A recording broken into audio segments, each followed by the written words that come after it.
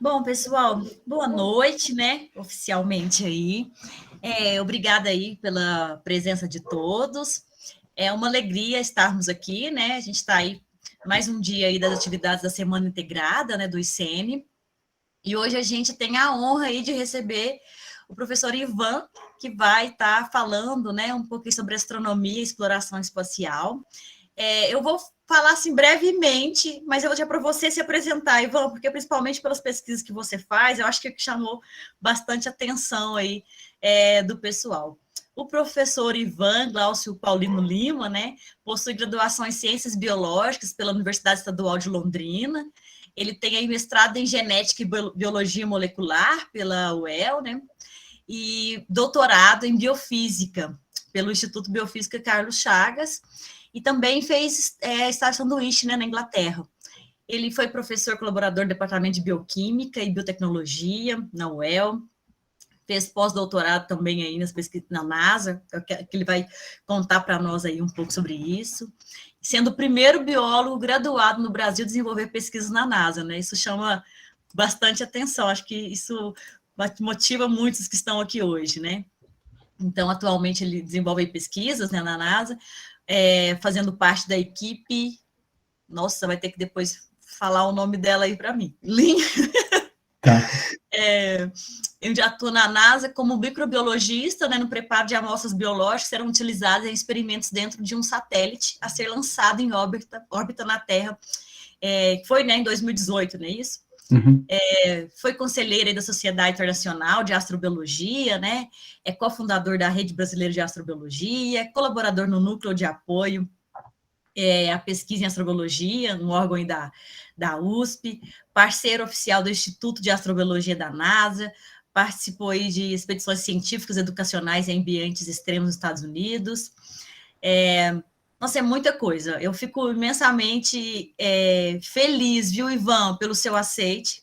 Fico mesmo aqui enquanto professora e coordenadora do curso Ciências Biológicas.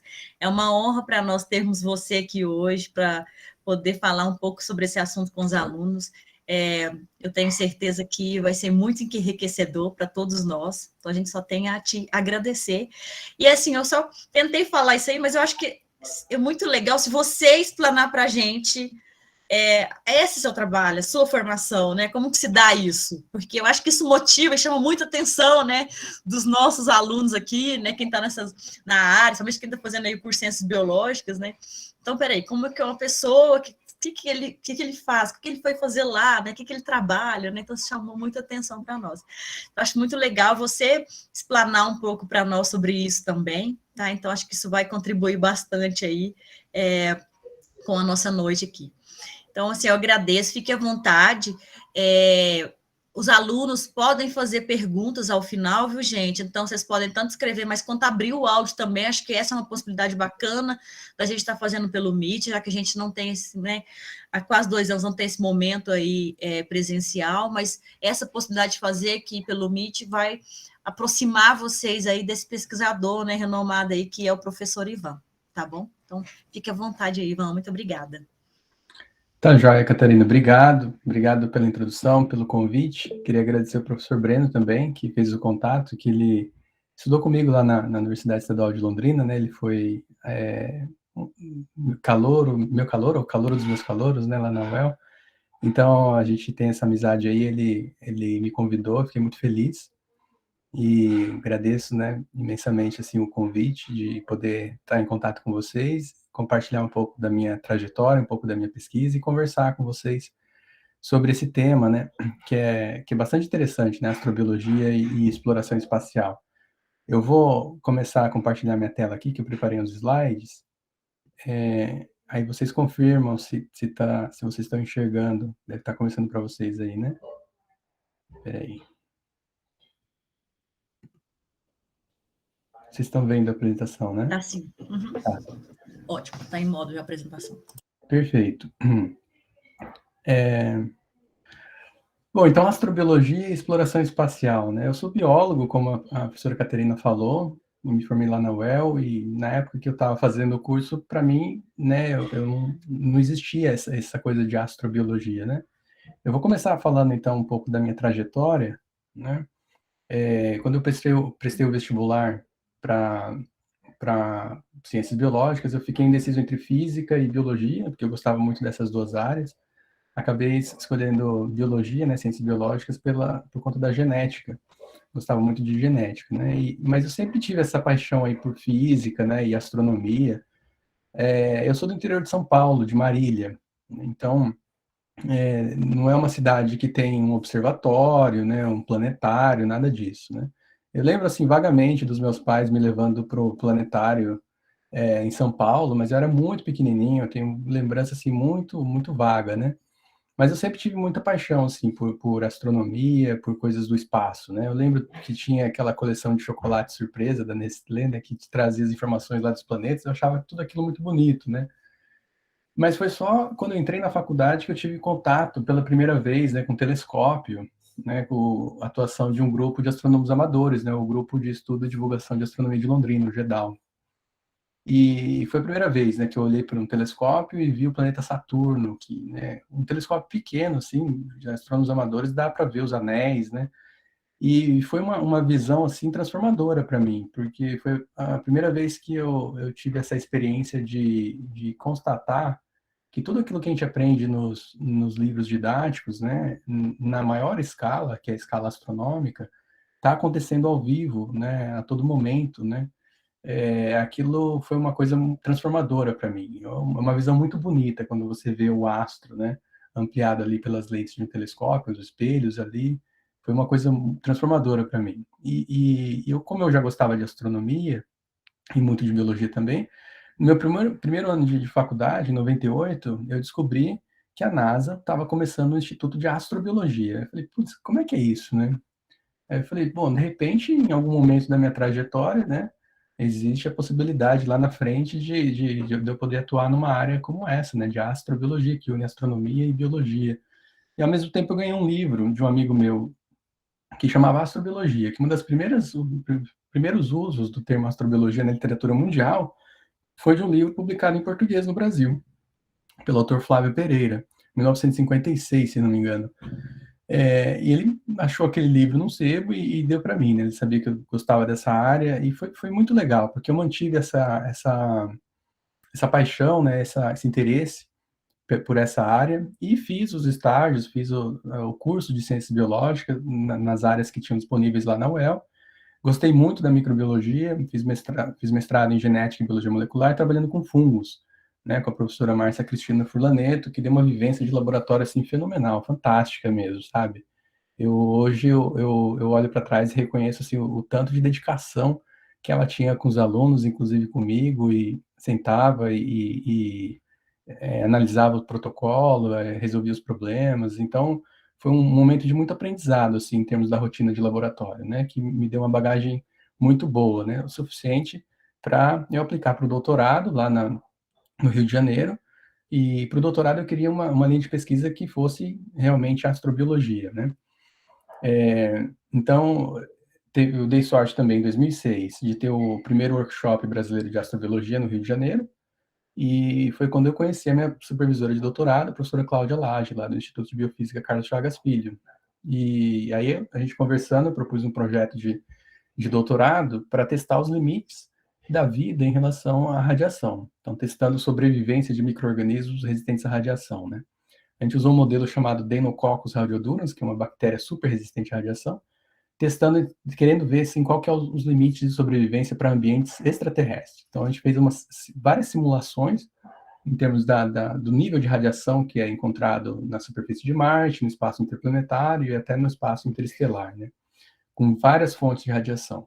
Então, essa foi a minha tese de doutorado. E por isso, por ser uma tese muito diferente de todas as linhas de pesquisa no Brasil, é, o desafio foi muito grande para bolar esses experimentos, trabalhar com os engenheiros, com físicos, tanto no Brasil quanto no exterior, mas também foi uma boa justificativa para conseguir uma bolsa de estágio, de sanduíche, né, na Inglaterra. Então, eu passei um ano na Inglaterra em 2009, fazendo grande parte dos experimentos que foram para minha tese e para publicações posteriormente, e tive a chance de conhecer vários pesquisadores por lá, né, que eram minhas referências, eu li os artigos deles.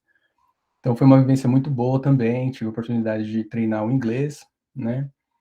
E aí, quando eu voltei para o Brasil em 2010, eu fiquei sabendo que uma pesquisadora da NASA ia estar lá no Brasil, para um evento independente, e eu tive a audácia, né, essa ambição de convidar ela para ser banca da minha tese de doutorado. E, para minha surpresa, veio a resposta, tipo, 5 minutos depois do meu convite. Eu até achei que fosse resposta automática. Aí eu fui ler, ela tinha aceitado o convite, né? E eu fiquei muito surpreso, muito feliz também, né? E aí tudo que eu tive que fazer é coincidir a data da minha defesa de doutorado com o tempo que ela está no Brasil.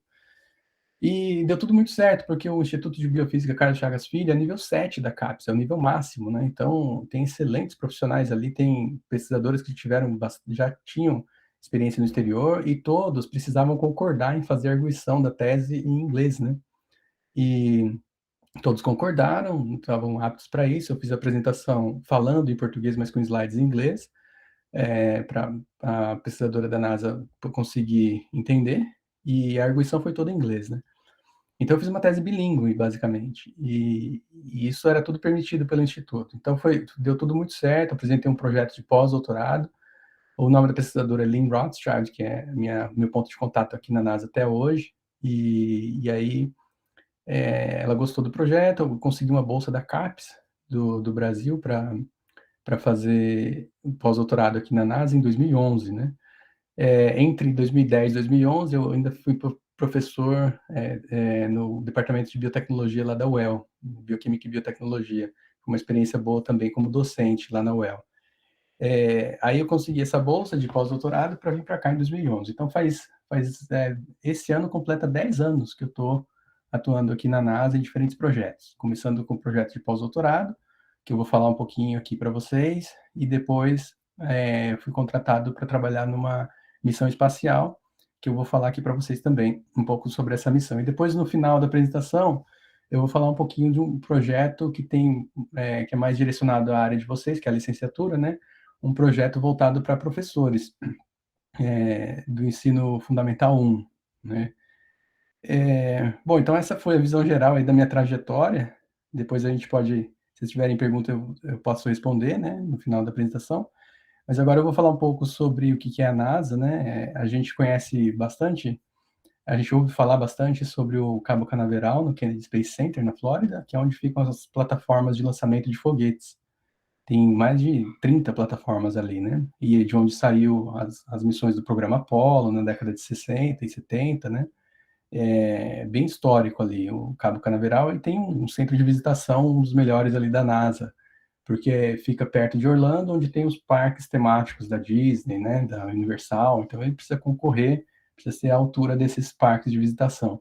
Excelente, é muito boa, assim, o tour que eles oferecem, todas as coisas que eles têm em exposição ali.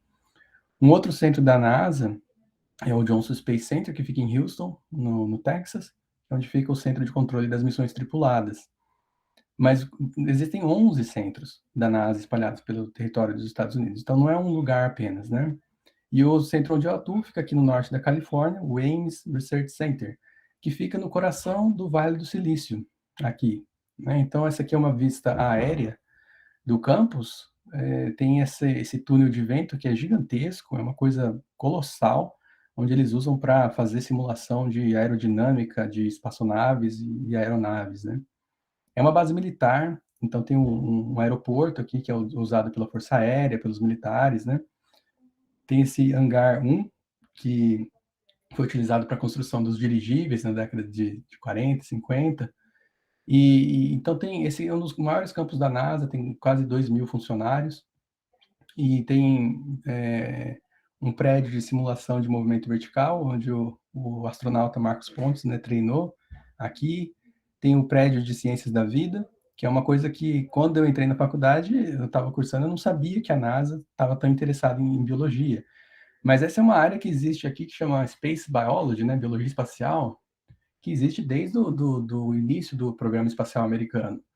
Na verdade, os primeiros seres vivos a serem enviados para o espaço não foram seres humanos, né? Foram outros modelos, foram vários animais, né? Vários outros modelos biológicos, né? Só depois que veio Yuri Gagarin, veio o John Glenn, né? O Alan Shepard, Então, desde essa época que existem vários experimentos sendo feitos com vários modelos biológicos. E hoje em dia, a Estação Espacial Internacional faz parte de uma rede de laboratórios nacionais dos Estados Unidos, chamado, que é um laboratório nacional em órbita, né? Então, eles têm muito acesso a esse ambiente de microgravidade, que fica em órbita da Terra, né, dando 16 voltas em torno da Terra por dia. Então, essa visão aérea, aqui do lado tem a sede da Google, né, o Googleplex, fica bem aqui, e outras tantas empresas de tecnologia, né, do Vale do Silício. Tem a Apple, tem a Microsoft, tem a Symantec, Oracle, lá mais para cima, perto de São Francisco. Então, é uma área que respira inovação, né, tem muitas mentes brilhantes e se fala muito em tecnologia e inovação por aqui. E a NASA, ela tem essa estratégia de fazer parceria com institutos de pesquisa, com dezenas de institutos de pesquisa, né, como o Search for Extraterrestrial Intelligence, o SET, que busca sinais de vida que possivelmente possam estar sendo enviados por outras civilizações da galáxia, que é uma área bem especulativa, né, mas que usa o método científico, e existe esse instituto que faz parceria com a NASA. Aí tem a Bay Area Environmental Research Institute, tem a University Space Research Association, Millennium Engineering Integration Company e o Blue Marble Space Institute of Science, que é o instituto para o qual eu trabalho. Então, esse instituto ele é formado por vários pesquisadores, são mais de 60 atualmente, que fazem pesquisas em diferentes áreas das ciências naturais, que bastante envolvido com a astrobiologia, que a gente vai ver mais para frente aqui. Então, é um instituto relativamente novo, tem 12 anos, então a gente tem esse componente de divulgação científica. Então, a maioria dos nossos pesquisadores está bastante envolvido com esse tipo de atividade que a gente está fazendo aqui, que é essencialmente divulgação científica e falar sobre as nossas pesquisas para o público amplo, né, para o público geral, inclusive dentro da academia. Eu vou passar agora aqui um videozinho que resume, né, as atividades dos nossos pesquisadores em termos de expedições científicas, de projetos de exploração, então, para ilustrar um pouco das atividades que nós estamos envolvidos. Had been well understood by the scientists and philosophers of classical antiquity that the Earth was a mere point in a vast, encompassing cosmos. The Earth is the only world known so far to harbor life. Like it or not, for the moment, the Earth is where we make our stand.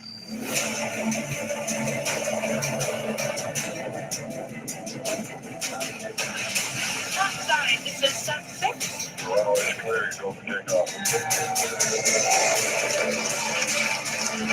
The students do not normally have an opportunity to see them.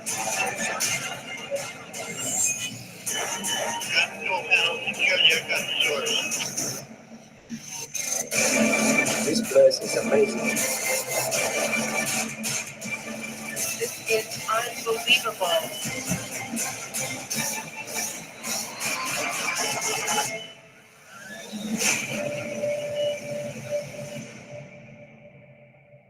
Consider again that dot. That's here. That's home. That's us. Bom, então eu espero que vocês tenham reconhecido aí a voz do Carl Sagan, né, um dos maiores divulgadores científicos, né, dos últimos tempos, né, ele que fez aquela série Cosmos da década de 80, tem vários livros de divulgação e fez importantes contribuições no campo da ciência e da divulgação científica, ser envolvido em missões espaciais da NASA. Então a gente usa esse símbolo, né, a Terra vista do espaço, como um símbolo de união da humanidade, uma vez que não é possível ver as fronteiras geográficas, as bordas, né, as fronteiras entre os países. Que Blue Marble, esse nome do nosso instituto, ele vem de um apelido que foi dado para a primeira imagem, para a imagem mais nítida, assim, né, que foi feita da Terra no espaço, em 1972, na Apollo 17, que mostra, então, uma figura, o disco, né, completo da Terra, como se fosse um mármore, uma bolinha de gude, né, na vastidão do cosmos. Então, a gente usa isso como símbolo de união da humanidade, e a gente traz isso na nossa filosofia do nosso instituto. E muitas das nossas atividades, elas são fundamentalmente ligadas à astrobiologia. Então, a astrobiologia, ela é conhecida hoje como um empreendimento científico multidisciplinar no seu conteúdo e interdisciplinar na sua execução. O que isso quer dizer, né? Quer dizer que envolve várias áreas da ciência, né? Hoje em dia, com o desenvolvimento da ciência, a tendência que a gente vê é a especialização da ciência em diferentes áreas, né? E faz parte da progressão acadêmica, né? Você faz uma pós-graduação stricto sensu, você faz o mestrado e depois o doutorado, cada vez afunilando mais para um detalhe de uma questão, de uma pergunta, né? Essa é a tendência que acontece com o desenvolvimento da ciência, né? Porque à medida que o conhecimento ele vai se expandindo, é preciso você canalizar em cada vez mais áreas, né? Por isso que hoje em dia existe uma infinidade de especialidades científicas, né? Mas para responder essas questões que são ligadas à astrobiologia, que são questões milenares, a gente precisa necessariamente combinar diferentes especialidades, né, da ciência. Claro que um pesquisador ele não vai conhecer o máximo de todas essas especialidades, né? O que acontece é que os pesquisadores são especialistas em uma dessas áreas, mas tem essa visão do todo, né? Consegue se conectar e se comunicar com pesquisadores de várias disciplinas científicas. Então, é multidisciplinar no conteúdo e interdisciplinar na execução, porque você precisa ter essa relação entre as diferentes disciplinas para executar a astrobiologia, né? Utilizando ferramentas das diferentes disciplinas para abordar essas perguntas através do método científico. Então, essas são as três perguntas fundamentais da astrobiologia, que de onde viemos, então são as pesquisas relacionadas à origem da vida, se estamos sós no universo, então são as pesquisas relacionadas à possibilidade de existência da vida, como a gente conhece aqui na Terra, né? Além da Terra, fora da Terra, em ambientes extraterrestres, e sobre o futuro da vida, né? Para onde vamos? O que a gente vai fazer do nosso destino aqui, do nosso ambiente e de outros ambientes, né? Então, essas são as três perguntas fundamentais. E essas perguntas não são novas, na verdade, né? Os fundamentos da astrobiologia, eles datam desde dos tempos da antiguidade, né? Da Grécia Antiga, dos filósofos gregos, né? E romanos, né? Como Epicuro, de 351 a 270 a.C., Titus Lucretius Carus, que é um poeta romano viveu de 99 a 55 a.C., e o grego Aristarco de Samos, 310 a 230 a.C. Então, esses filósofos da antiguidade, eles já se perguntavam, né, se a vida é abundante na Terra, será que ela também é abundante no cosmos? Né, que é conhecido como hipótese exobiológica. Então, desde aquela época já se perguntavam isso, né? Se é possível também a troca de material genético pelo cosmos, uma vez que a gente vê essa distribuição e biodiversidade da vida em diferentes ambientes aqui na Terra, será que isso acontece também numa escala cósmica, né? Então, tudo isso já era motivo, questões, né, de debate desde a antiguidade.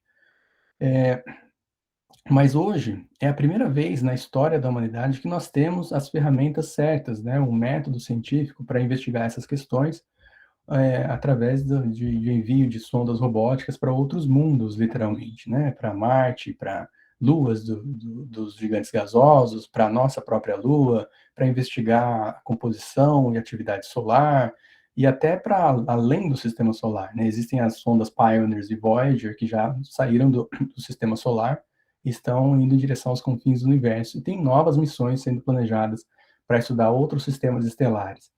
Mas o ponto é que é a primeira vez na história da humanidade que nós temos essa tecnologia, essa ferramenta para investigar essas questões, e estamos fazendo avanços significativos nessa direção aí de encontrar respostas para essas grandes questões da humanidade.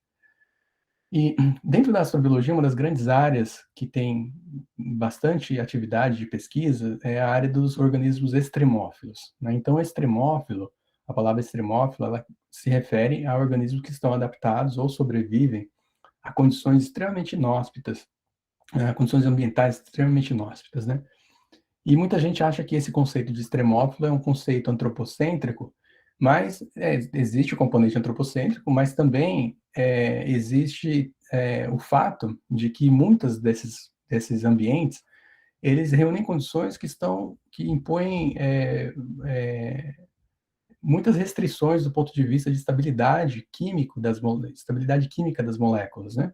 Então, por exemplo, temperaturas altíssimas, né, que as moléculas orgânicas estão prestes a serem degradadas, né?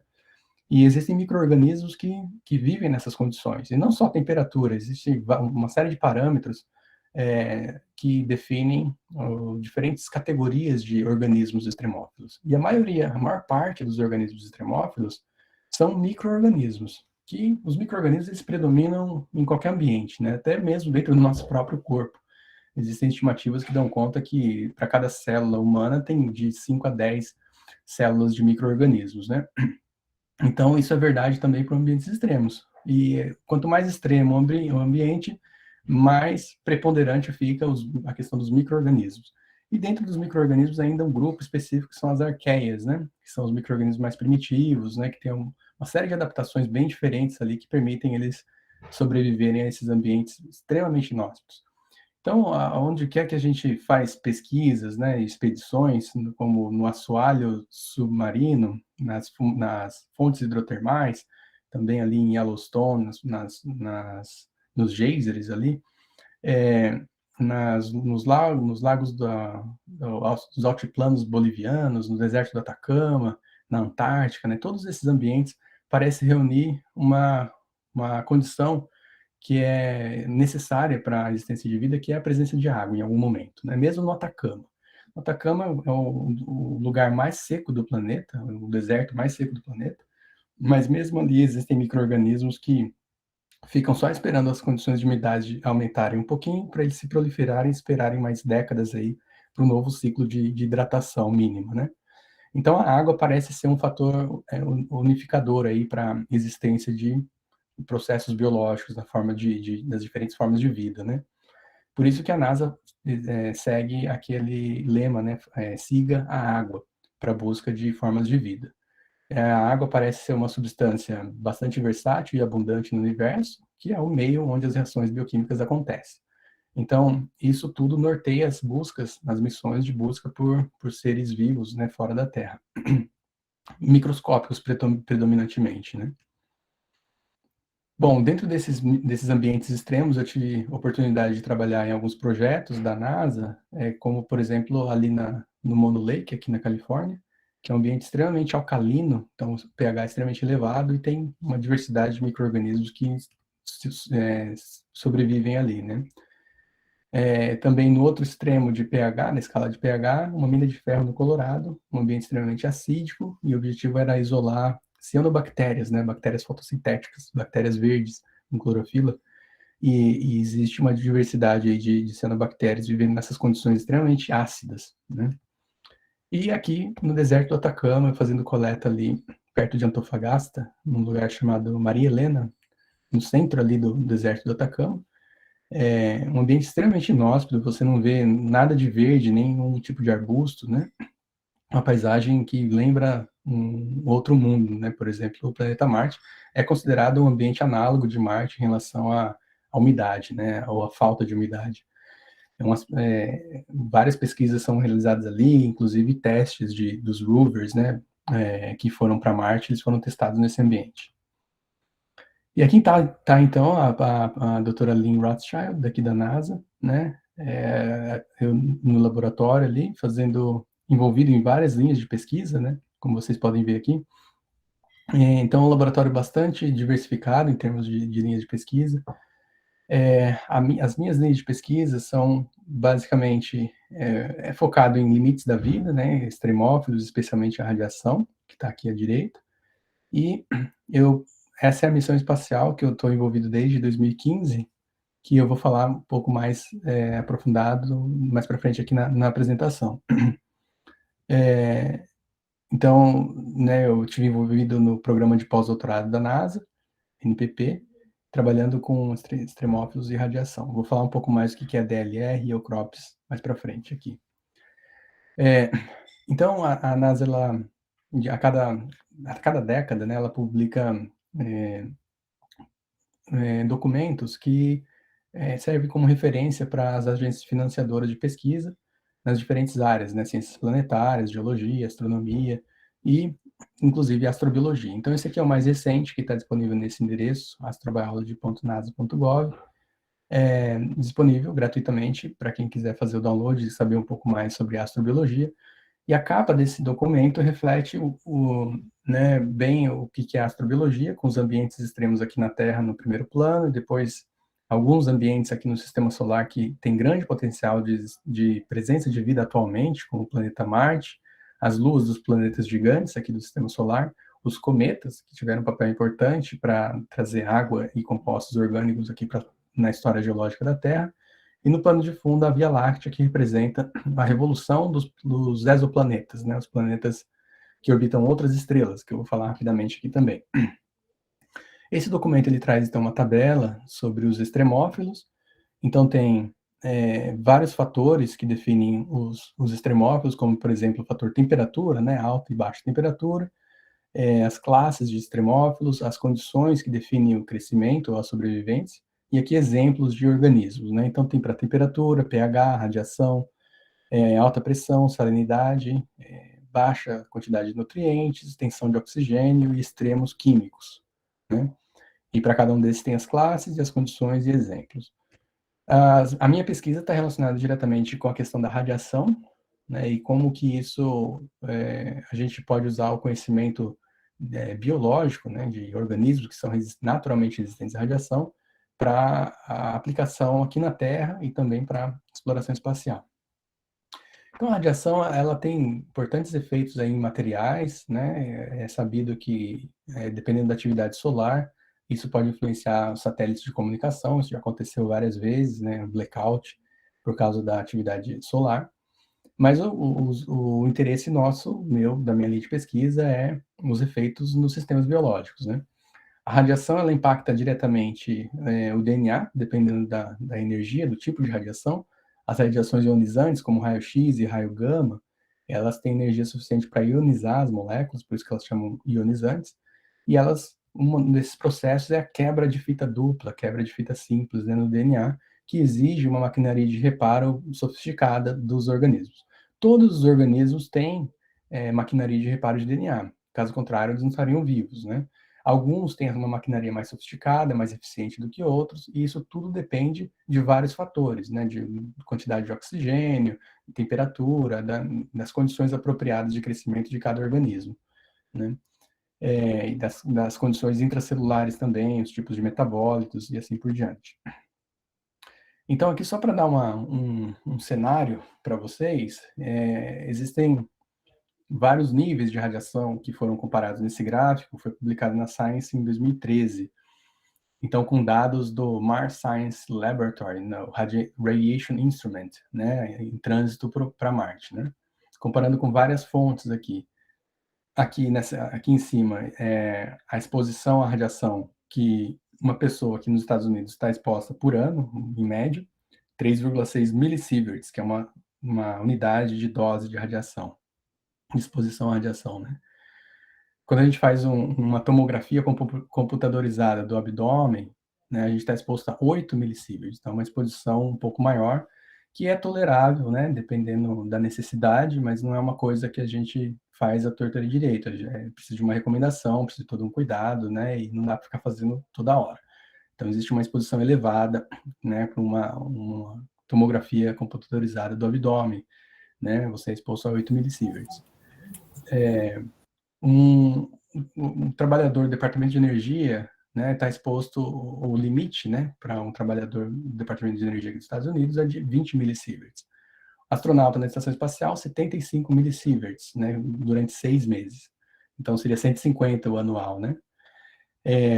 E aqui, esse é o nível de radiação no trânsito para Marte. Por quê? Porque a Terra, quando você pensa numa viagem para Marte, você sai do campo de proteção magnética da Terra.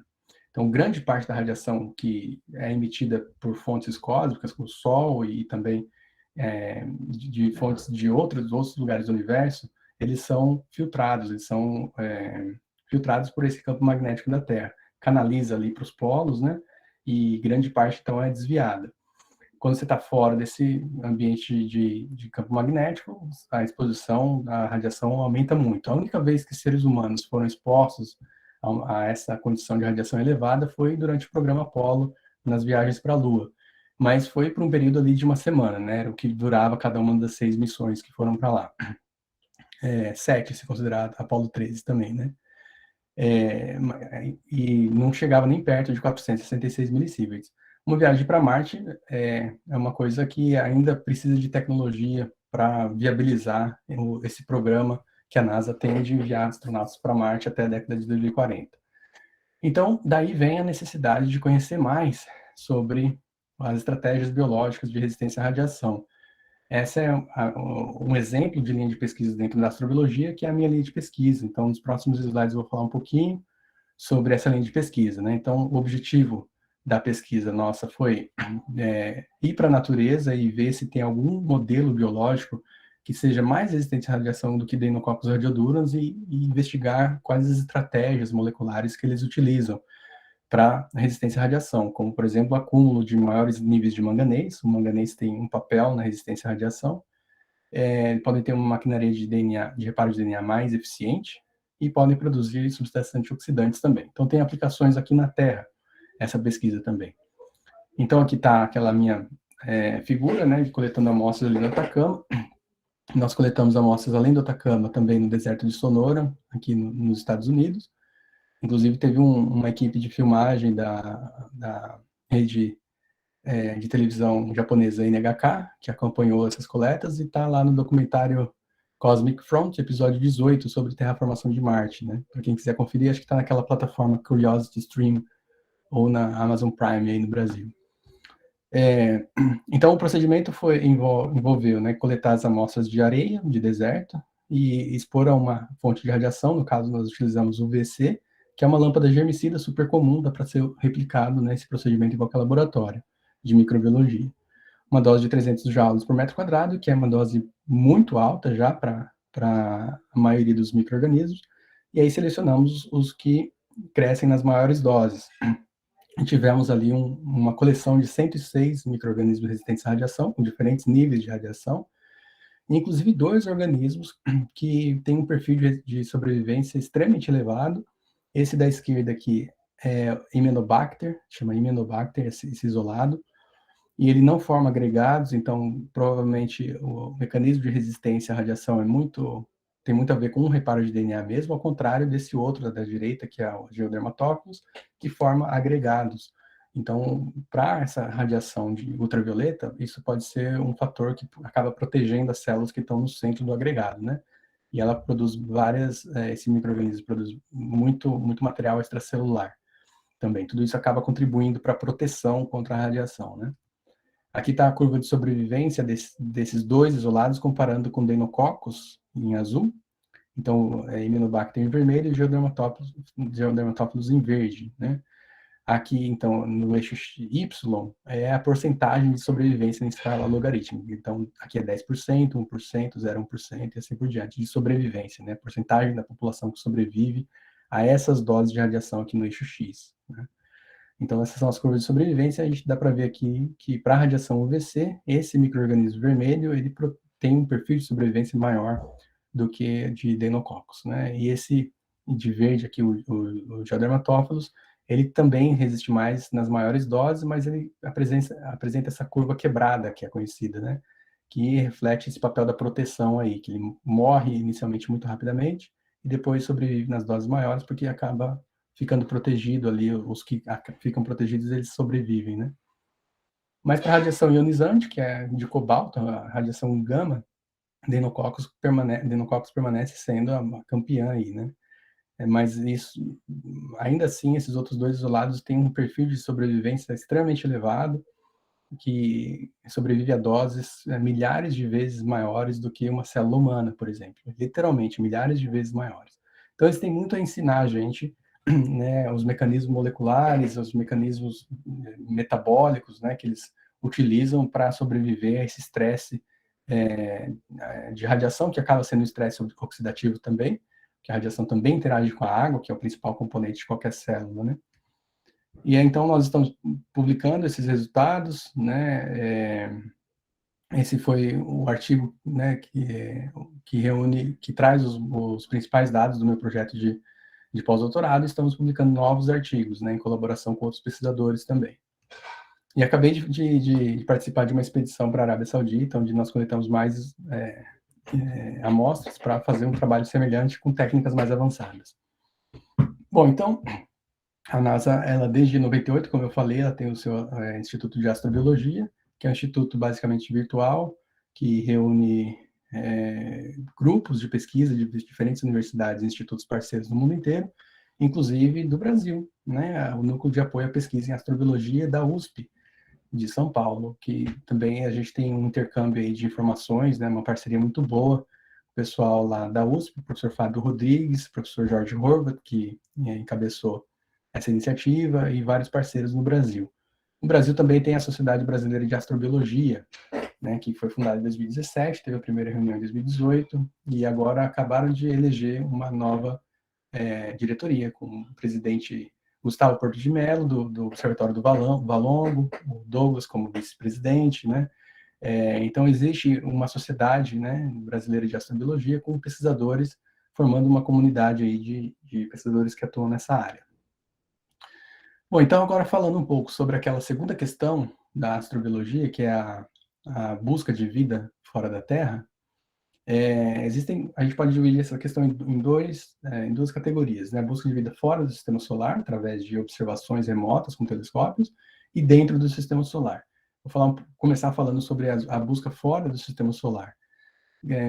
Buscando, então, ambientes onde possa ser encontrada vida, como a gente conhece, que são os planetas, os exoplanetas, que são planetas que orbitam outras estrelas, outros sistemas planetários, outros sóis, basicamente, né?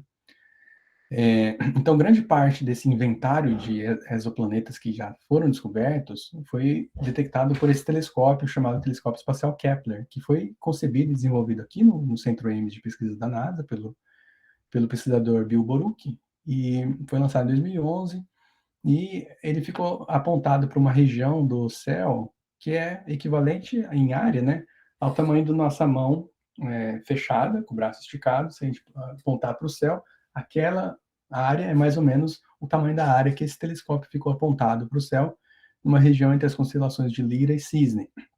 Então, nessa área, esse telescópio ele ficou monitorando 150 mil estrelas, monitorando a diminuição do brilho dessas estrelas, que representa a passagem de um planeta em frente à estrela, num fenômeno parecido com os eclipses, né, que a gente tem aqui, eclipse solar, né, quando a Lua passa em frente ao Sol e diminui o brilho do Sol, né. Então seria o termo astronômico para isso é trânsito planetário em relação, né, dos exoplanetas em relação à estrela. Então, mas isso exige que o sistema planetário esteja necessariamente alinhado com o nosso plano de visão. Se ele rodar dessa maneira, a gente não consegue detectar através desse método de trânsito planetário.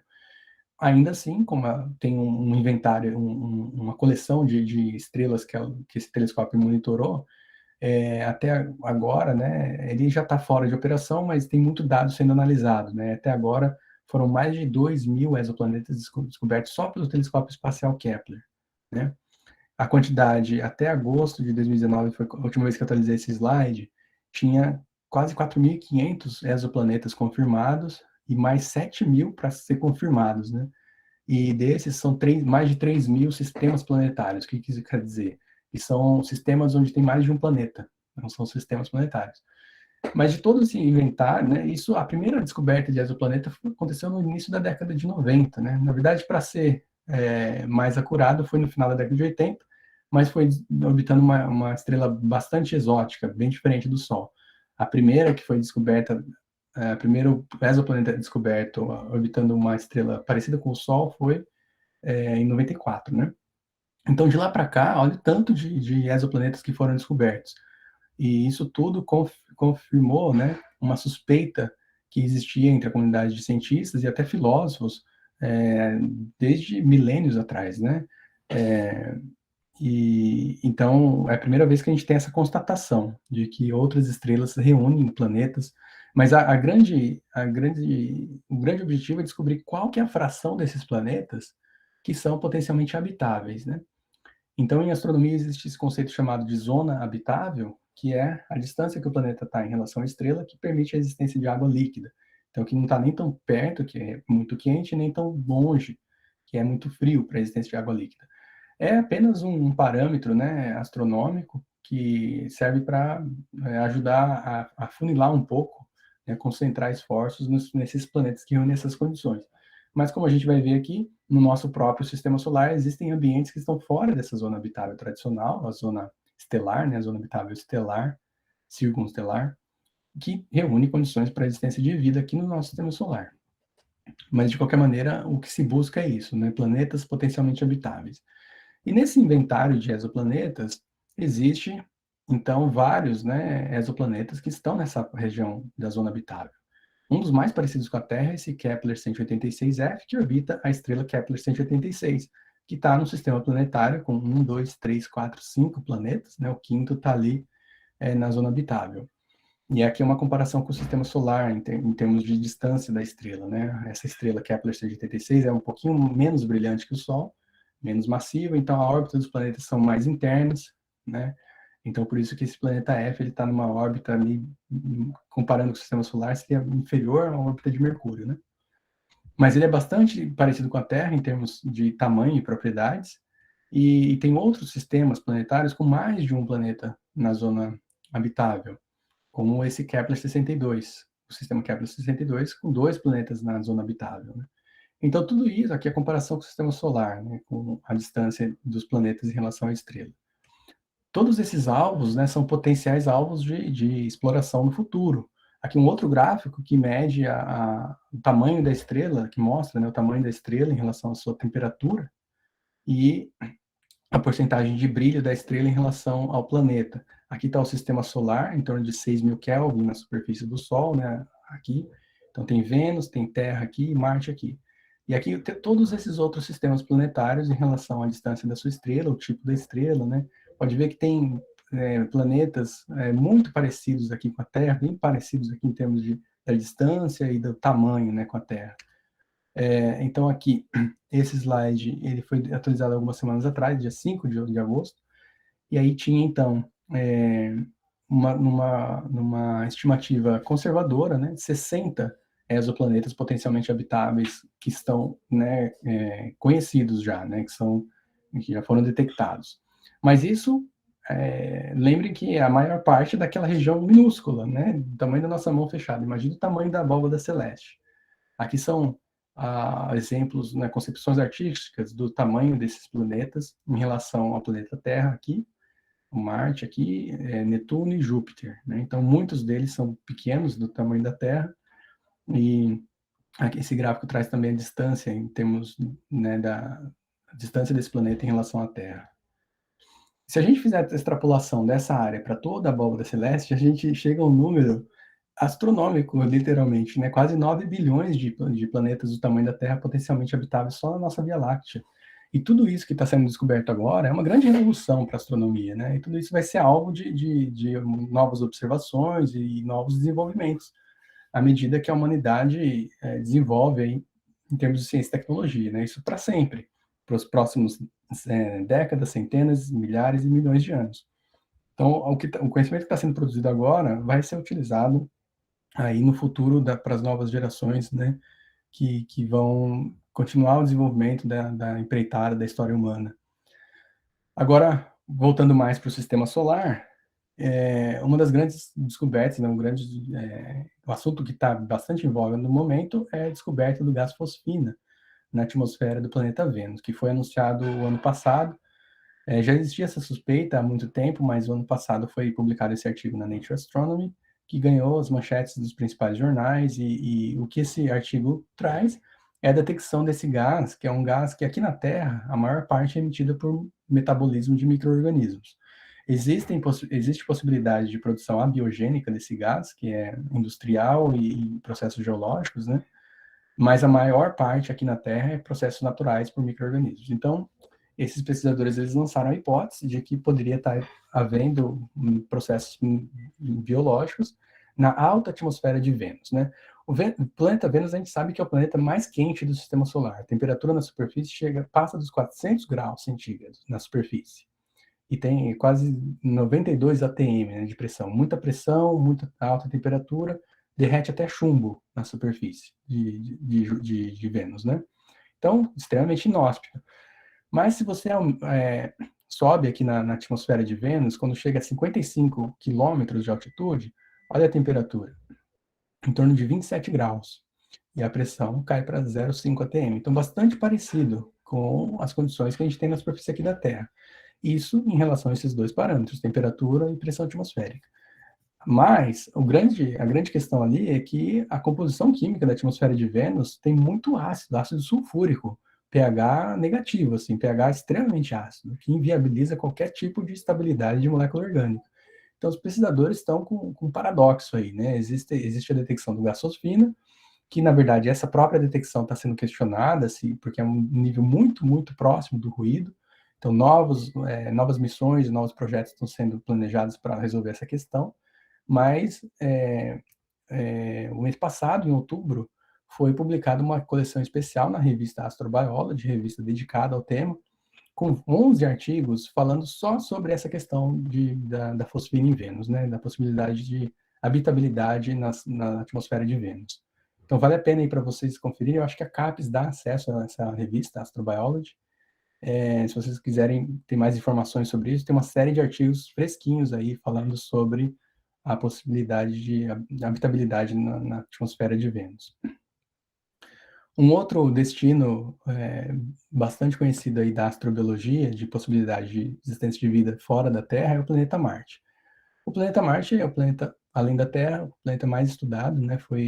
Várias nações enviaram orbitadores, landers e rovers para o planeta Marte ao longo das últimas décadas. E hoje a gente tem bastante conhecimento e sabe que o planeta Marte, durante o seu primeiro bilhão de existência de vida, de existência, reuniu condições para a existência de vida ali. Então, no seu primeiro bilhão de existência, Marte foi habitável, né? A gente não sabe se foi habitado, né? Como que a gente sabe isso? Marte, ele tem essas propriedades geológicas muito parecidas com a Terra. Tem leitos de rios, tem erosões ali que foram causadas por sistemas pluviais, ainda tem muito mineral hidratado e tem aquíferos no subsolo, de água salobra, né? Com bastante sal. Então, tudo isso indica que Marte já teve muita, muita água, teve oceanos ali que fluíram na superfície de Marte, mas que foi perdido rapidamente, né? Após o seu primeiro bilhão de existência. Então, tudo isso é sabido hoje, através do conhecimento gerado por todos esses robôs que foram enviados para Marte nas últimas décadas. E, atualmente, existem 2 rovers em atividade em Marte, um dos Estados Unidos e um da China, e vários orbitadores, incluindo um dos Emirados Árabes, que também está ingressando, né, nessa exploração do planeta vermelho.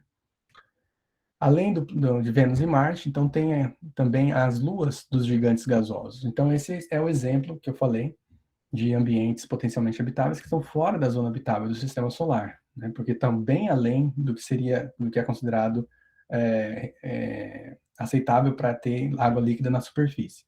Mas existe essa possibilidade de ter água líquida abaixo da superfície, como é o exemplo da Lua Europa de Júpiter. A Lua Europa é uma lua com dimensões planetárias, ela é maior do que a nossa Lua, né? É uma das maiores luas do sistema solar, uma das 4 luas descobertas por Galileu, em 1610. Então, essa lua ela tem uma composição, né, um sistema geológico, ela tem uma crosta de gelo global, e abaixo dessa crosta de gelo tem um oceano de água líquida e salgada. Recentemente foi descoberto que essa água é salgada como os nossos mares aqui. E a quantidade de água que tem ali é 3 vezes maior do que toda a água de todos os oceanos da Terra. Então, tem muita água ali. Então, tem 3 condições ali na Europa que permite a existência de água de vida como a conhecemos, que é a presença de energia. Ali, então, existem processos geológicos que sustentam a água líquida por bilhões de anos, né, possivelmente causado pela atração gravitacional de Júpiter, cria um atrito ali no núcleo e gera energia e mantém essa água líquida aqui. Então, tem fonte de energia, tem água líquida e tem nutrientes, né, compostos orgânicos.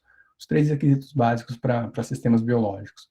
Então, um modelo extremamente interessante, grandes chances de ter vida ali como a conhecemos, predominantemente micro-organismos, e existe um consenso na comunidade científica que nos próximos anos, né, é possível fazer uma descoberta surpreendente e talvez uma das maiores descobertas da humanidade, que é a de que não estamos sós no universo, né? Tudo bem que é um micro-organismo, não vai dar para a gente estabelecer um contato, um diálogo, mas já indica, né, que nós não estamos sós no universo e que é possível a existência de outras formas de vida além da Terra.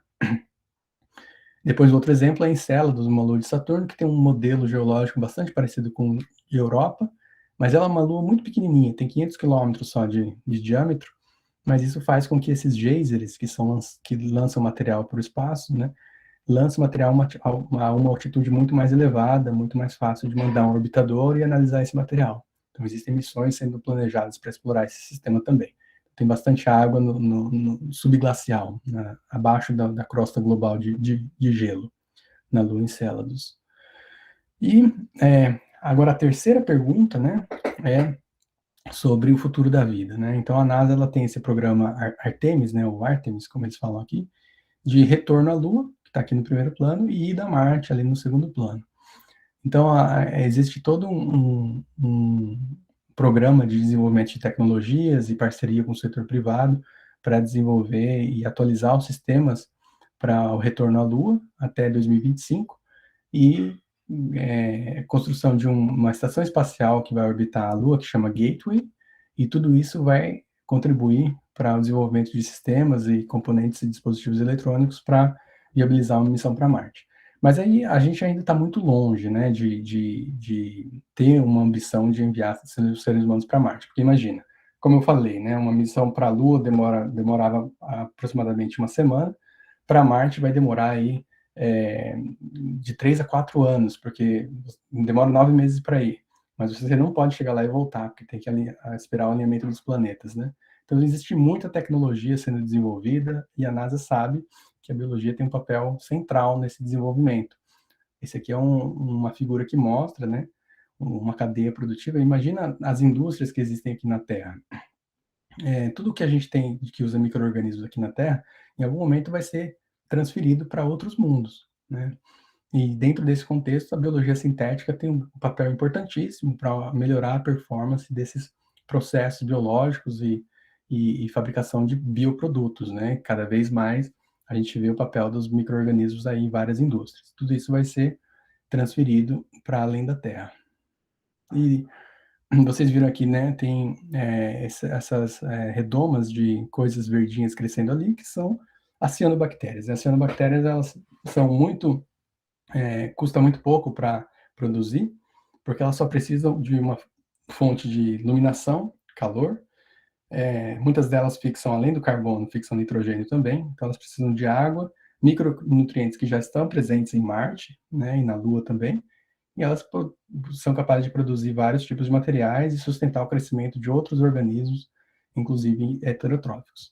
Então, baseado nesse conceito, o nosso laboratório aqui, todo ano, ele recebe alunos das universidades de Stanford e Brown numa competição chamada de International Genetically Engineered Machines Competition, que é de biologia sintética.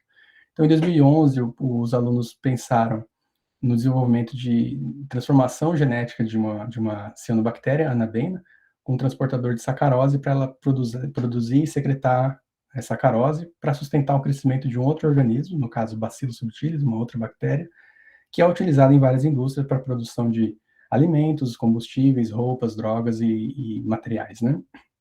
Então, esse programa, os alunos passam de junho a agosto, cada ano, desenvolvem esses projetos e depois apresentam esses projetos numa competição no MIT. Por conta da pandemia, nós não tivemos em 2020 e nem em 2021, esperamos que em 2022 nós voltamos com esse programa, né?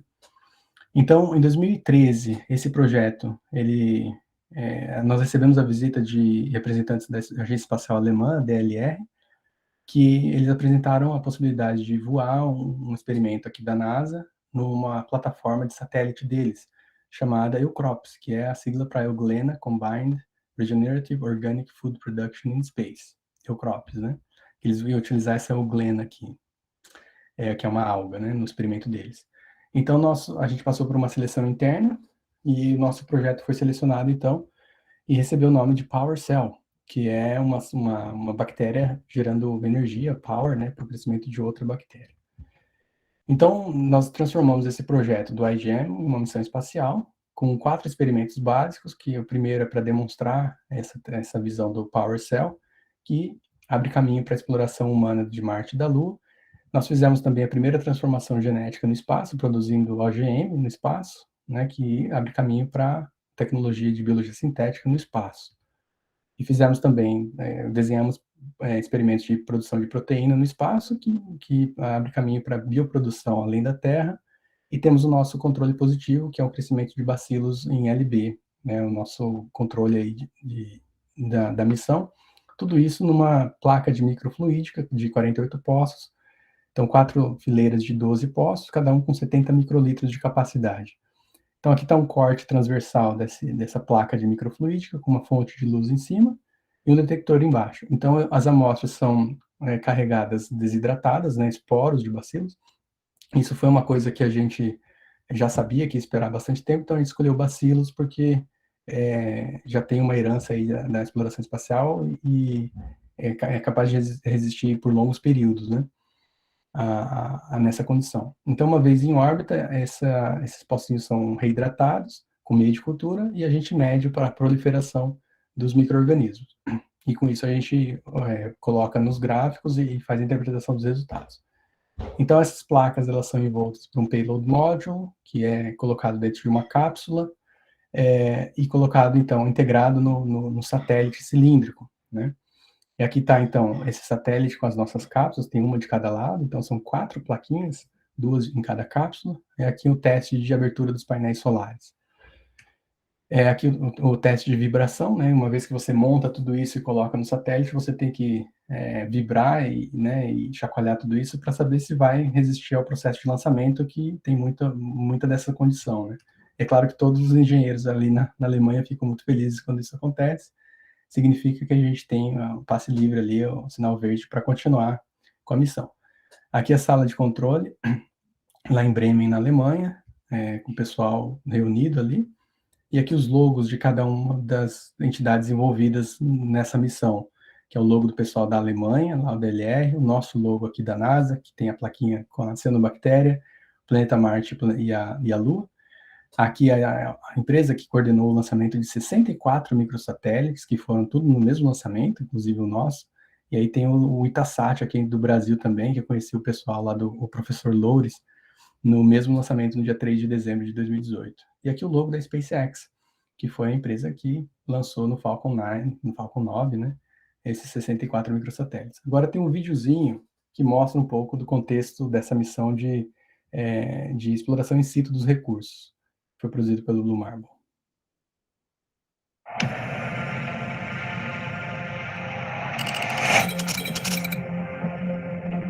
Stage 2 is present. Launch go track on we are go for launch.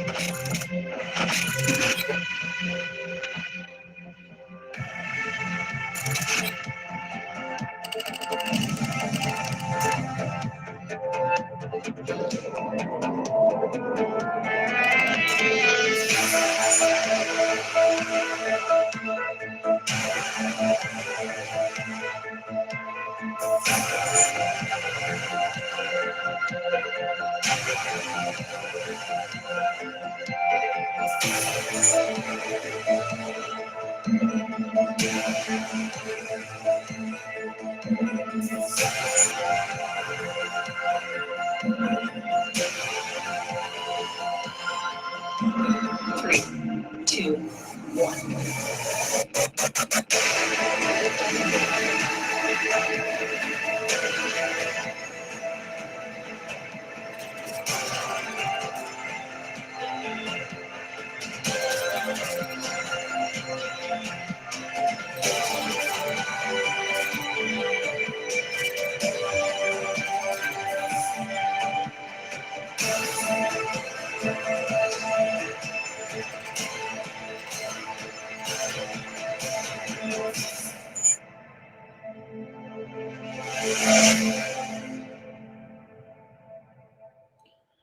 Bom, então, esse satélite está em órbita desde 3 de dezembro, né? E nós temos alguns destaques já. A gente está analisando esses resultados para fazer as publicações, né?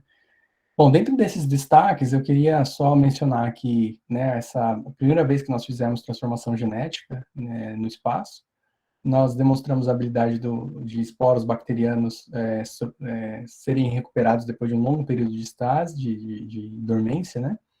E nós temos dados valiosos de estabilidade de reagentes e eficácia de antibiótico. Também nós temos dados de antibióticos que funcionam 100% depois de 5 anos, né? Ao contrário do que a gente ouve aí, que dura só 6 meses, né?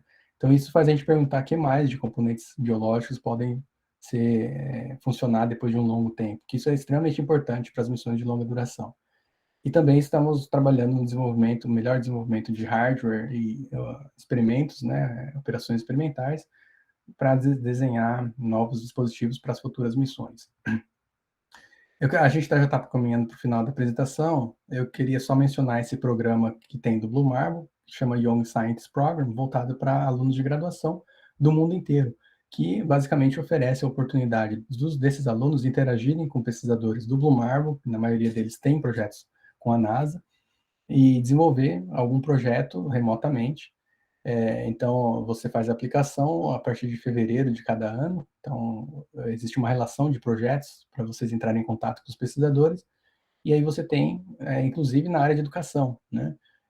Tem a chance de interagir com esses pesquisadores, desenvolver um projeto relevante, né, para a NASA também, e recebe um certificado. Você passa por todo um treinamento e apresentação dos resultados, né, desenvolvimento do projeto.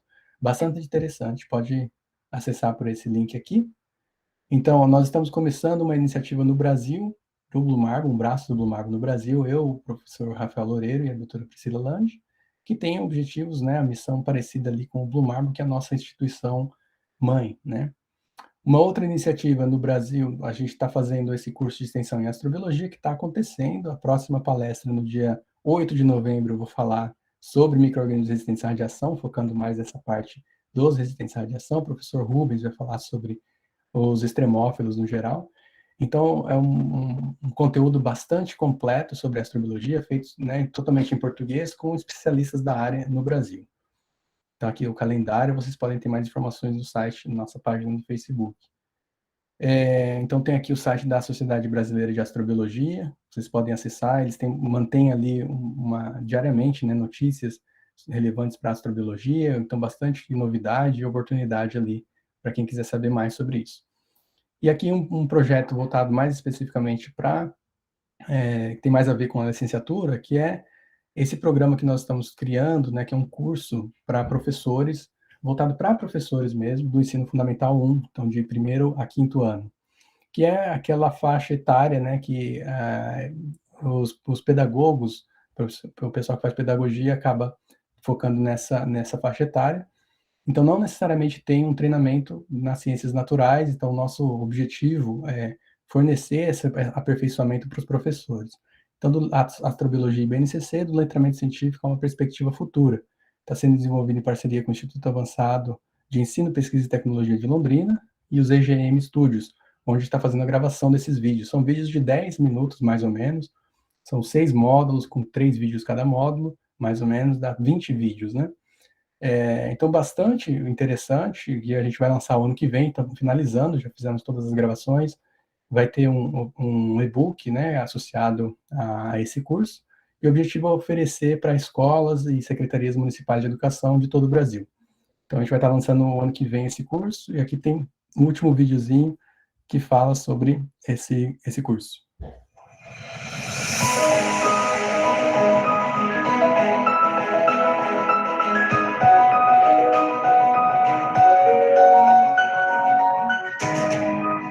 Por que estudar astrobiologia? Não somente o despertar da curiosidade se torna o motivo deste curso de astrobiologia. Algumas outras motivações corroboram com as necessidades que se fazem atualmente presentes na educação brasileira. O tema exploração espacial é um tema que pode ser abordado de várias maneiras, em várias ocasiões ao longo dos primeiros anos do ensino fundamental, pois existe toda uma unidade temática chamada Terra e Universo na BNCC. A astrobiologia pode ser utilizada como contexto atraente para a aplicação de diversas ferramentas e recursos, como aprendizagem baseada em projetos, sala de aula invertida, experimentações e diversas outras metodologias ativas que buscam trazer significado ao aprendiz. Com isso, é uma oportunidade de integrar várias linhas de estudo em torno de um mesmo tema, em torno de um mesmo objeto de estudo, que é o estudo da origem, evolução, distribuição e futuro da vida no universo.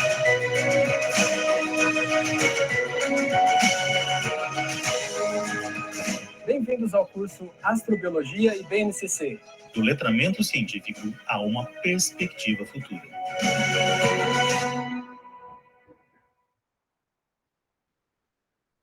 Bom, então só queria encerrar agora a apresentação com essa frase do Konstantin Tsiolkovsky, que diz que a Terra é o berço da humanidade, mas ninguém vive no berço para sempre. Então a ideia é expandir, né, no futuro aí a presença humana além da Terra, para a gente, né, ter maiores chances de sobreviver aos processos naturais, mas essa, na verdade, não é nenhum motivo pelo qual a gente faz exploração espacial. A gente faz isso porque faz parte do espírito humano, de exploração e de conhecer e de desbravar novos ambientes, e é a razão pela qual nós estamos aqui hoje, né? Os nossos ancestrais, eles souberam superar as limitações do ambiente. Então, era isso. Eu não sei se tem tempo ainda para perguntas, eu estou estourando o tempo aqui, mas fica aí o meu contato, né, o meu e-mail, para vocês que tiverem alguma pergunta sobre esse conteúdo que eu falei, sobre o programa do Blue Marble. Pode entrar em contato por e-mail ou por Facebook, LinkedIn, eu fico à disposição. E se tiver tempo para as perguntas, eu estou à disposição aqui também. Eu vou falar isso, Ivan, vamos abrir, porque a gente já tem pessoas que levantaram a mão, e eu também tenho uma questão. Mas vamos deixar quem foi... a pessoa baixou, foi Isabela? O que aconteceu? Foi, é porque ele falou que talvez ia ter tempo, né? Não, pode falar, Isabela, pode perguntar, Isabela.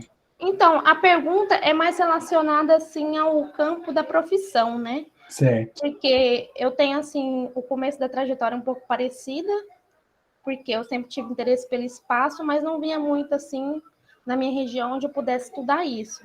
Uhum. Aí depois que eu entrei na graduação de biologia, aí eu vi, né, que tinha a possibilidade, né, de estudar através da astrobiologia, e é um campo que eu me interesso muito, e inclusive estou escrevendo um projeto de TCC voltado, assim, para os desafios do ensino da astrobiologia nas escolas públicas do Brasil.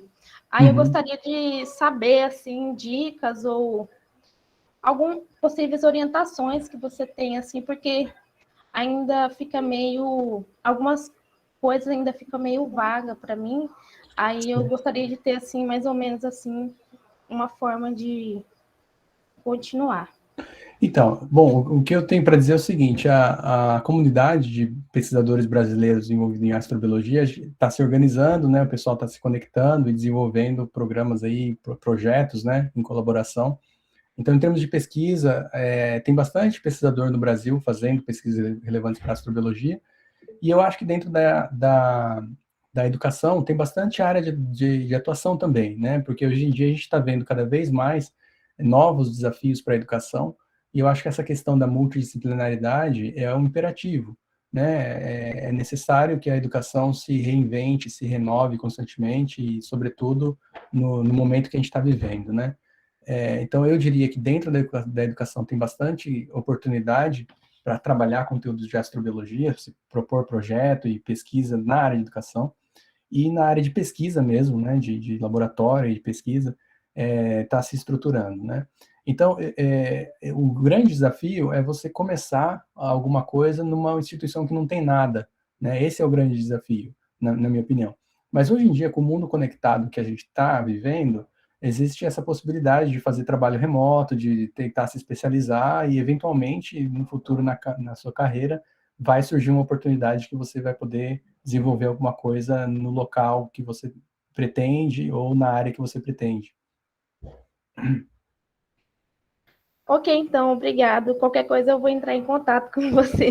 Tá, joia, fico à disposição. Eu vi que tinha uma pergunta aqui também no chat sobre o comentário, né, falando do curso, que encerrou as inscrições, mas é possível participar, acompanhar o curso de extensão em astrobiologia pelo YouTube, pelo canal do GEDAL.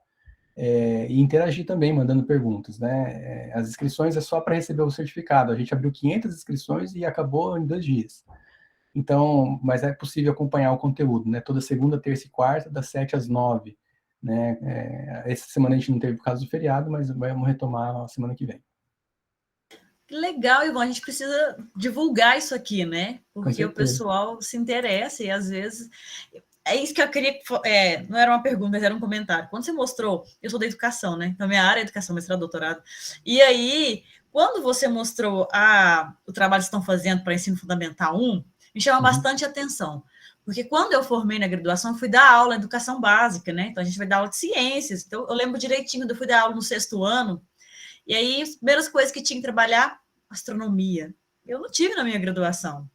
E aí eu estava até conversando há uns dias com um professor aqui da UFTM que trabalha com isso, que ele falou, Catarina, a gente tem que ter uma eletiva, né, que é ofertada para os alunos do curso de Ciências Biológicas, que às vezes nem ficam sabendo e nem fazem, né?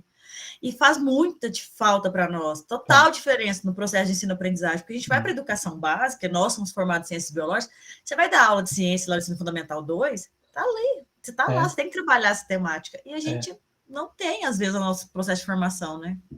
Com certeza, e parece que aumentou, né, o conteúdo de astronomia. Eu diria que é uma falha aí da pedagogia, não sei, do sistema educacional, porque como é que você vai dar um conteúdo que você não teve no seu preparo, né? Então, essa região, esse nicho aí que a gente está tentando contribuir para resolver esse problema. Né? Eu achei excelente, e aí a minha chamada é para isso, venha trabalhar no ensino fundamental 2, também. Porque nós que somos formados em ciências biológicas, na licenciatura, a gente não pode dar aula no ensino fundamental 1, ensino fundamental 1 é só porque é formado em pedagogia, então nós damos aulas de ciências no ensino fundamental 2, que é do 6º ao 9º ano, e de biologia no ensino médio. E aí a gente vivencia muito essa situação, que é uma problemática mesmo, porque é uma falha, nós não temos aí, né?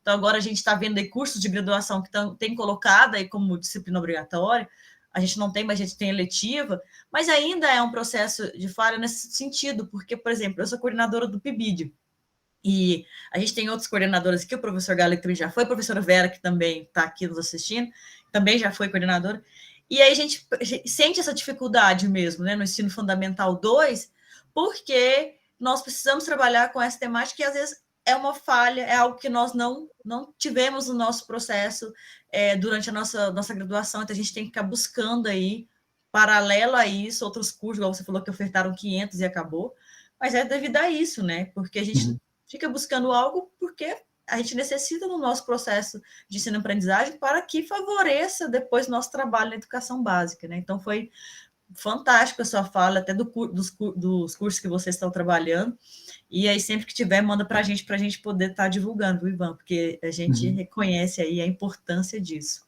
Tem uma mensagem, tem 2 pessoas com a mão levantada, Larissa e depois Gabriela, podem falar, meninas? Primeiro eu queria dizer que é muito bom, né, ter você aqui, porque a gente não vê a biologia como um caminho para trabalhar, por exemplo, na NASA. A gente não vê isso, às vezes a gente só pensa assim, vou me formar na licenciatura e agora, hoje em dia, como tá o mundo, vamos ficar desempregado porque ninguém dá valor no professor mais. Só que, assim, você trazendo isso mostra como tem muitos caminhos que a gente pode ir atrás que nem imaginava.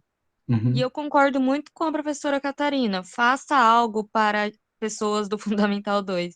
Porque no PIBID, porque ela é a coordenadora e eu participo do PIBID, desde o início a gente lançou um formulário de interesse, assuntos do interesse, que eles queriam que a gente fizesse.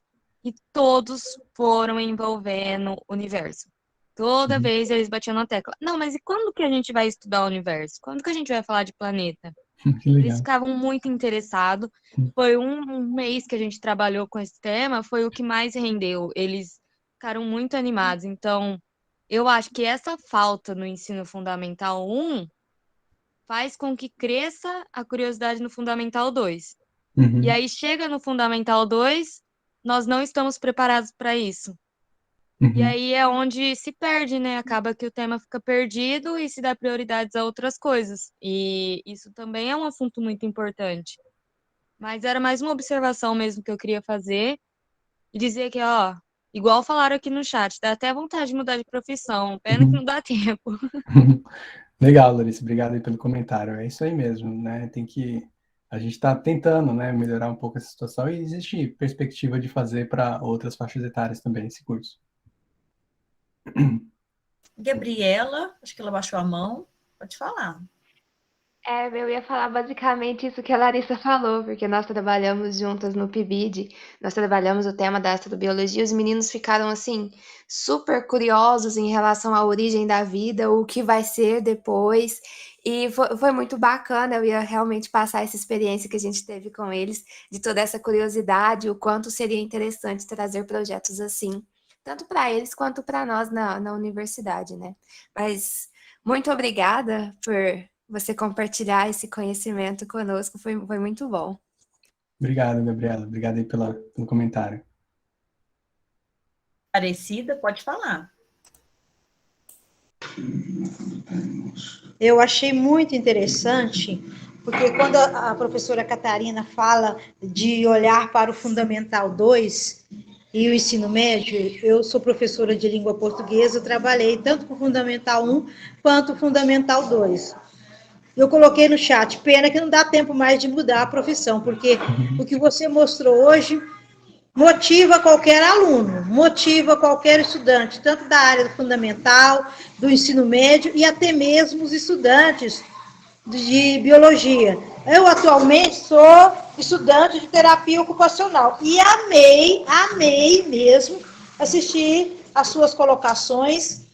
Maravilhoso, tá? É isso que eu queria estar colocando, e pena que eu não posso mudar de profissão, que já passei da hora.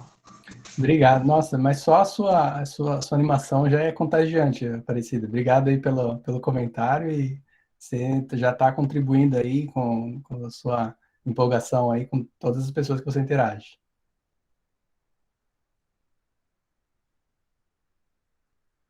Pode perguntar, você levantou a mão? Primeiro, parabéns, que eu achei muito, muito interessante a palestra no geral. E eu queria fazer essa pergunta que eu escrevi no chat, que a vida como a gente conhece, ela meio que se formou principalmente através da água. Mas seria improvável um outro cenário, em algum outro sistema, que ela se baseie em outro elemento da tabela? Então, boa pergunta. Isso daí tem relação com a hipótese das bioquímicas alternativas, né? Não dá para dizer que é improvável, né? Que é impossível, na verdade. A probabilidade é bem menor, porque a água é abundante, ela é formada por hidrogênio e oxigênio, que são dois elementos abundantes também no universo, e a substância a água também é extremamente abundante nas nebulosas planetárias e em outros locais, né? Como eu mostrei aqui, tem lua do sistema solar que tem 3 vezes mais água do que tem na Terra, né? Então a água é muito abundante e muito versátil também, ela é líquida de 0 a 100 graus na temperatura, na pressão de 1 atm, né? Então, ela serve de meio para ocorrência de reações bioquímicas, como nenhum outro composto. Tem outros compostos que são propostos em alternativa à água, que é a amônia, por exemplo. Teoricamente, é possível alguns processos biológicos, algumas reações bioquímicas, mas isso restringe muito os ambientes e as condições com que isso possa ser possível. Então, é provável, mas muito menos provável. Não dá para eliminar essa possibilidade, mas o que direciona a busca é a vida como a gente conhece, porque a gente não pode buscar uma coisa que a gente não conhece. Então, eu só queria complementar aí, porque eu terminei de assistir um episódio de uma série da Netflix, The Universe, que eles falam bastante, assim, num episódio sobre astrobiologia, né? E eu assisti esse em específico porque é área de interesse. E eles comentam bastante sobre essa questão da possibilidade com outros tipos de líquido e também sobre, além do carbono, né? Que é o que também é procurado. Isso. Mesmo sendo pouco provável, também tem como você visualizar mais ou menos nesse episódio como seria, porque ele até explica um pouco sobre um ambiente terrestre que tem condições análogas. Com certeza. Tem aquela lua Titã de Saturno, que ela é formada por lagos e rios de hidrocarbonetos, né? E também reúne condições ali que, teoricamente, é possível alguns tipos de processos biológicos, né? Metabólicos, né? Bioquímicos. Então, existe essa pesquisa aí na área de simulações e pesquisa teórica, né? Mas a gente não conhece nenhum exemplo até agora de vida baseado em outros compostos. É possível, mas a gente não, até agora não detectou. Pode falar. Eu teria outra pergunta, é que a gente está tendo muito lançamento de satélite pela meio da Starlink e outras empresas. Essa quantidade de satélite orbitando a Terra, ela pode afetar de alguma forma a vida aqui? Bom, talvez bloqueando a luz, alguma coisa nesse sentido. Entendi. Bom, tem afeta, sim, né? Tem um efeito, né? Inclusive o pessoal da comunidade de astrônomos amadores reclamou, né? Com todo esse número de microsatélites que estão sendo colocados em órbita. Mas isso, né? O objetivo é aumentar a conectividade do mundo, né? Enviando internet de alta velocidade para as regiões mais remotas, né? Então existe um retorno para isso, né? É claro que vai afetar. Toda vez que você lança um satélite em órbita, existe o risco de colisão, né? E quanto mais satélite em órbita, maior esse risco. Então, é um risco maior para as empresas. E aí tem essa questão do lixo espacial, né? Como é que faz? Tá todo esse lixo aí em órbita da Terra. A esmagadora maioria desses objetos, eles são, quando eles acabam a atividade, eles são incinerados no processo de reentrada. Então, isso não é um problema grande para a gente que está aqui na Terra. É problema mais para eles que fazem essas operações lá. O objetivo da exploração espacial é melhorar a qualidade de vida aqui da Terra, do ambiente da Terra, da civilização humana e também nesses projetos de exploração. Então, existe um efeito, sim, né? Mas o retorno é muito maior, né? Mais alguém, pessoal? Eu só queria agradecer a oportunidade, é bacana. Eu sou professor da área de evolução, né, Ivan? Ah, que legal. E aí, quando a gente discute a questão da origem da vida, vem essas hipóteses, né? Uhum. Eu acabo não discutindo muito a questão, né, da panspermia e tal, nem da astrobiologia, mas os conhecimentos sobre a origem da vida, eles são importantes para a busca de vida em outros planetas, né? Com certeza. Na verdade, tem um professor da física que se interessa mais, né, pela questão da astrobiologia, mas como ele está mediando uma outra mesa redonda, ele não tá, porque ele adoraria ter assistido só falando, ainda bem que gravou. Sim, é o que eu falei, que oferta disciplina eletiva, o Marcos Dionísio, ele que oferece disciplina eletiva para nós, biologia. Mas foi bem legal a sua fala, que eu, com certeza, a próxima oferta da disciplina de evolução que eu discuto a origem da vida, eu vou trazer algumas coisas a respeito de astrobiologia, porque eu acho que é importante ter essa, até para entender por que existe, né, essa busca por vida fora da Terra e porque o modelo é o terrestre, né? Esse modelo que nem a gente sabe qual é, né? Pois é. Porque tem que se buscar uma origem, né? E a gente não sabe de fato como isso é uma sua questão. fala foi muito boa, Ivan. Obrigado, valeu, obrigado. Essa é uma questão, por exemplo, da definição de vida, né? A gente é biólogo, a gente não consegue definir o nosso objeto de estudo, né? A vida, o máximo que a gente consegue é listar propriedades, né? Existe uma definição de trabalho que é utilizada pela NASA, né?